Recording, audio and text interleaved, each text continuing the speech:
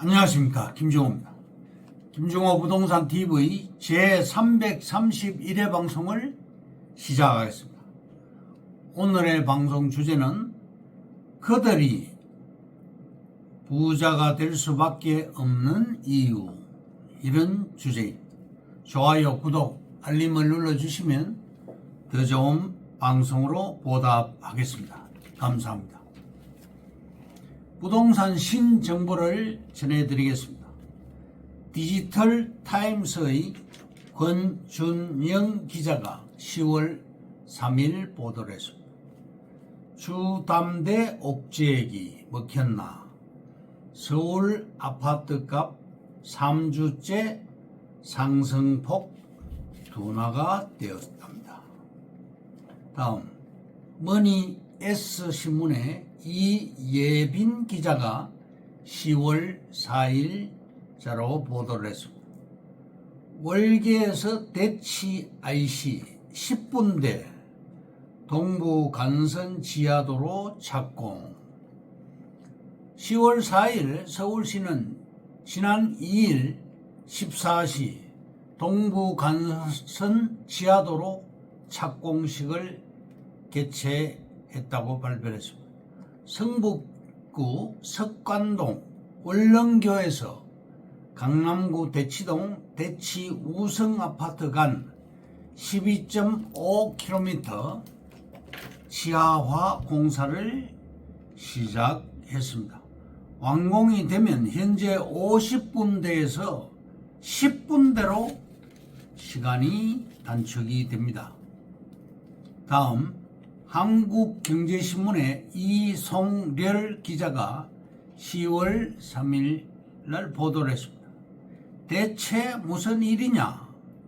15억 하던 목동 아파트 1년 만에 서울 집값 상승세가 주춤한 가운데 양천구 목동에선 신고가가 쏟아지고 있다고 합니다. 다음 중앙일보의 신진호 기자가 9월 30일 날 보도를 했습니다. 홍성에서 여의도 90분, 서해선 복선 전철 오는 11월 개통합니다. 9월 30일 국토부, 충남도 등에 따르면 서해선 전철이 11월, 서부 내륙 민자 고속도로가 12월 개통을 하게 됩니다. 서해선은 계획 수립 후 18년 만에, 서부 고속도로는 16년 만에 완공이 됩니다. 홍성역에서 서화성역 간 90km 노선으로 4조 1,009억 원이 투입이 됐습니다. 홍성, 합덕, 인주, 안중, 향남, 화성시청, 서화성 등 7개 전철역입니다.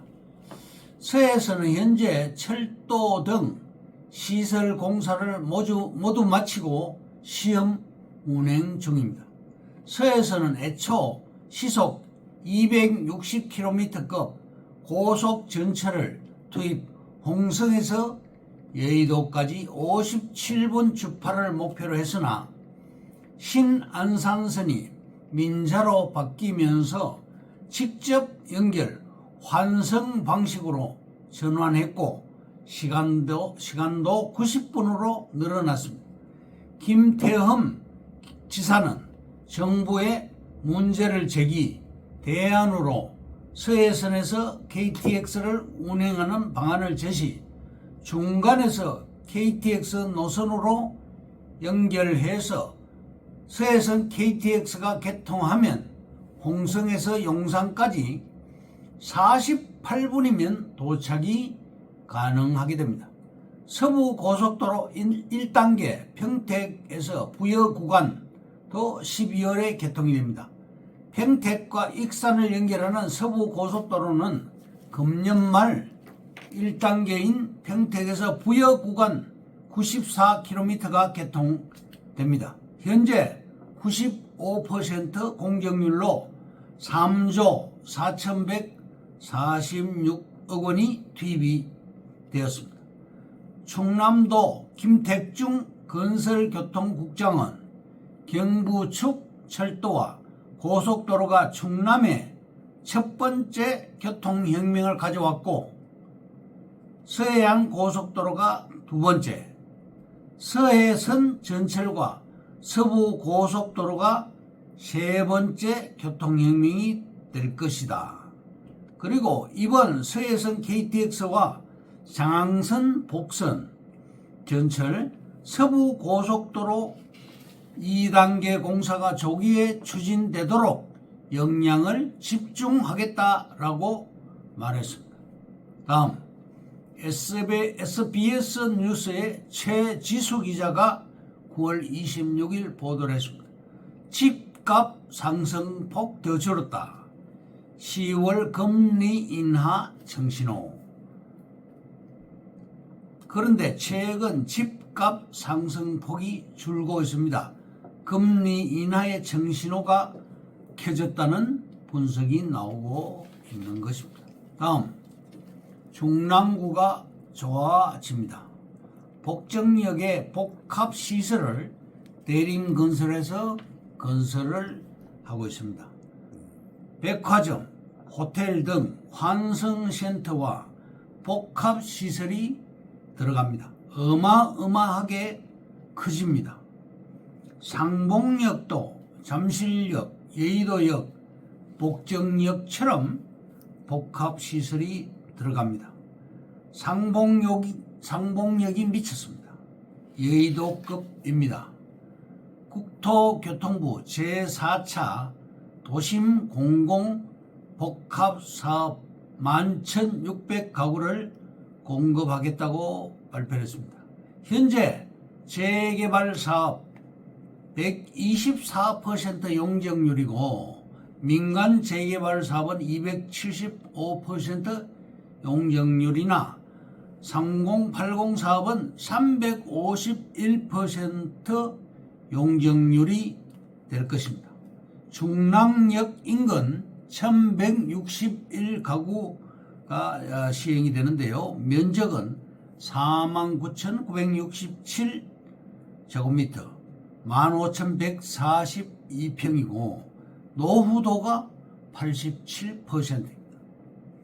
3080 플러스 주택공급 대책은 1차가 21곳, 2차가 13곳, 그래서 총 34곳이고 1, 2차는 6개 구 34곳, 33곳인데 공공주도 3080 도심복합 사업은 2025년까지 전국에 83만 가구를 공급하고 서울시에는 32만 가구를 공급하는 것입니다. 그래서 3080입니다. 외국 사례를 볼 것 같으면 정부 주도로 도시 기능을 회복한 재개발 사례입니다. 영국의 도크랜드 런던의 사업입니다. 1981년부터 2001년까지 개발한 사례가 있고 프랑스 파리의 리버고슈 개발 사례가 있습니다. 프랑스 파리 13구의 옛 공업지구를 개발해서 도시 재생을 한 대표적인 사례입니다. 도심 공공주택복합사업은 민간을 배제하겠다는 사업이 아니고 LH공사, SH 등 공공이 직접 시행, 주도하겠다는 사업입니다. 특징은 용적률을 500%로 올려주고 층수를 50층까지 해주고 사업기간은 종전 13년에서 8년을 단축해서 5년으로 단축하겠다는 것입니다. 주민 3분의 2가 동의해야 합니다. 2026년 12월 31일까지 이 사업을 연장하겠다고 발표했습니다. 이 사업은 민간 정비가 어려운 노후 도심을 대상으로 공공이 주도해 용적률 등 혜택을 부여하고 신속하게 주택을 공급하는 사업으로 전국 총 53곳에서 8만 8천 가구 후보지를 대상으로 추진하는 사업입니다. 결론적으로 중랑구, 중화동, 중랑역 일대가 좋아지게 됩니다. 그러면 오늘의 방송 주제인 그들이 부자가 될 수밖에 없는 이유에 대해서 설명해 드리겠습니다. 첫째, 부자들은 유혹당하지 않습니다. 그들은 아무리 좋아 보이는 부동산도 확신이 없으면 절대 투자하지 않습니다. 둘째, 부자들은 미래에 투자를 합니다. 강남 지역의 재건축 예정 아파트만 3채를 소유하고 있는 Y씨 53세. 그는 재건축이 끝나면 적어도 60억대 부자로 거듭나게 됩니다. 셋째, 부자들은 실패에 집착하지 않습니다. 넷째, 부자들은 투자도 배우자와 함께 합니다. 다섯 번째, 부자들은 빚을 두려워하지 않습니다. 여섯 번째, 부자들은 은행을 활용합니다. 복잡한 대출도 마다하지 않습니다. 그리고 꼼꼼하게 비교하고 인터넷을 적극 활용합니다. 대출 금리 조건은 대출 기간과 향후 시장 추이를 감안해서 결정을 합니다. 자금 용도에 따라 대출 방법을 달리합니다. 대출금 상환 방법을 꼼꼼히 따져봅니다. 여유 자금이 생기면 대출금부터 상환을 하게 됩니다. 일곱 번째, 부자들은 멘토와 동행을 합니다. 남대문에서 문구 도매상을 하는 MC 72살인데요. 40년 전 광명에 땅 1만 평을 매입한 후 개발 제한 구역으로 묶여버렸습니다. 40년 동안 소유한 땅을 평당 50만 원에 팔게 되었고, 그런데 그 땅이 1년이 지나서 개발 제한 구역이 해제되었고 10배 넘게 폭등을 했습니다. MC는 수백억대 알부자가 될 기회를 허탈하게 놓쳐버린 것입니다.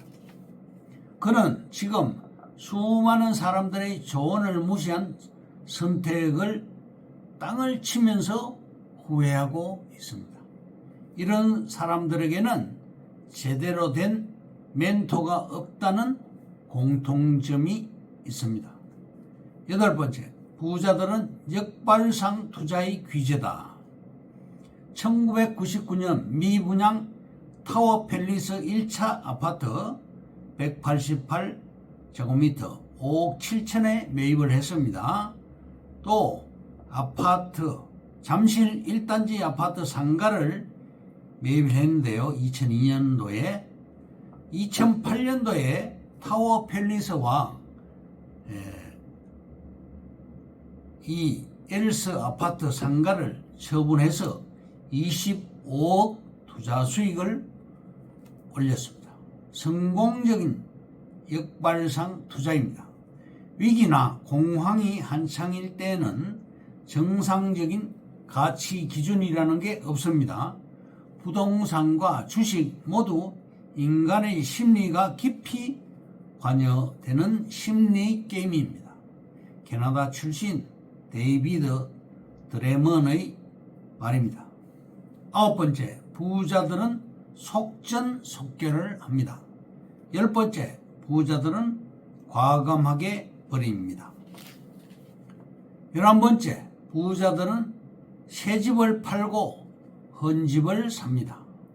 청담동에 사는 100억대 부자 이 씨의 사례입니다. 54살인데요. 건축한 지 20년 이상 된 헌 집만 사들였습니다. 그리고 반드시 비수기에 매입을 해서 이사철에 매도를 했습니다. 그리고 자금 계획을 철저하게 세웠습니다. 이것으로 김종호 부동산 TV 제 331회 방송을 마칩니다. 김종호였습니다. 감사합니다.